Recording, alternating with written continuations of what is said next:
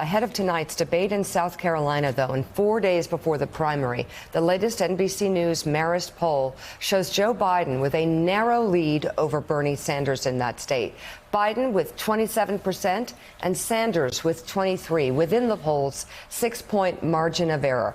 They're followed by Tom Steyer, whose $20 million in ad spending powered him to 15% in the state. Pete Buttigieg is now at 9%, Elizabeth Warren at 8%, Amy Klobuchar 5%. All right, so we'll go through inside of the poll, but before we do that, Steve Kornacki looking at those numbers. For me, the big question mark is Tom Steyer. He had big poll numbers in Nevada. It never translated to votes. Not sure if it's going to happen there. This, of course, came on the heels of a PPP poll a couple of hours earlier that showed Joe Biden with about a 15-point lead. What are you looking at when you look at these polls? Yeah, I mean, look, this is supposedly the Biden firewall state. How many times have we heard that over the last 6 months? We've seen margins here for Biden over the last 6 months that are a lot bigger than 4 points. But obviously, it's good news for him coming off of the performance he's had in the first 3 states to be leading in a poll like this. If you look at the black vote in this poll, more than half the electorate in South Carolina is going to be African American on Saturday. He has a 15-point advantage there over Bernie Sanders. But really what jumps out at me is half of this poll was taken before that debate last week, and half of this poll was taken after that debate last week. And in the pre-debate half of the poll, Biden's lead over Sanders was 10 points. And in the post-debate half, it was dead even.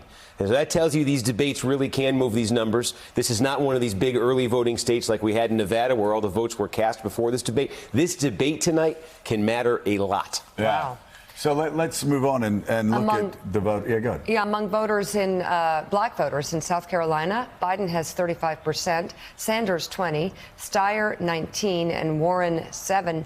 No one else got above 4%. And Willie, this really is, again, this is why you have Mayor Pete, who did so well in the first few states, now, of course, struggling. He's going to be struggling over the next several days to show that he can be viable nationally because he just still is not able to get votes among many black South Carolinians and black Democrats. Same with Elizabeth Warren down at, I think she was, what is she in the 7%? Yep. So right now it is Bernie and Biden and Steyer, who's doing pretty well with the black vote. And the argument for Pete Buttigieg way back when was, well, if he wins a little bit, if he does well in Iowa, if he does well in New Hampshire, the pragmatic black voters in South Carolina will take another look at him and he'll do better. Well, he did win Iowa in terms of pledged delegates, and he's still basically flatlining among African American voters. Obviously, that's a huge problem for him. You know, it's really interesting among the progressive group. They were all clumped together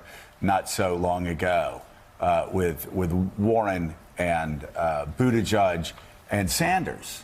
But Sanders actually has seen his support among black voters slowly rise up. Is making all the difference in the world right now. That's the interesting thing. You know, Willie mentions Pete Buttigieg. You know, Nevada actually does have a significant black population. About 1 in 10 votes in those caucuses were from African Americans. Buttigieg got 2%.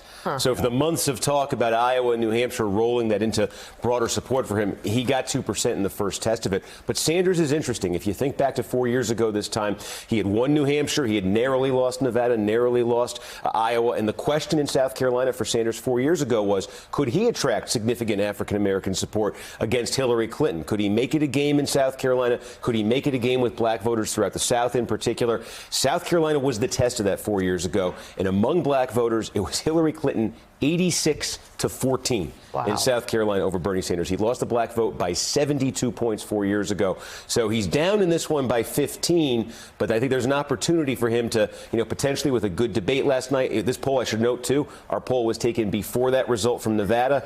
If there is some kind of bandwagon effect that comes from him winning Nevada, you know, he has a chance here to potentially draw even with black voters. It's almost what he did in Nevada. Thanks for checking out MSNBC on YouTube, and make sure you subscribe to stay up to date on the day's biggest stories. And you can click on any of the videos around us to watch more from Morning Joe and MSNBC. Thanks so much for watching.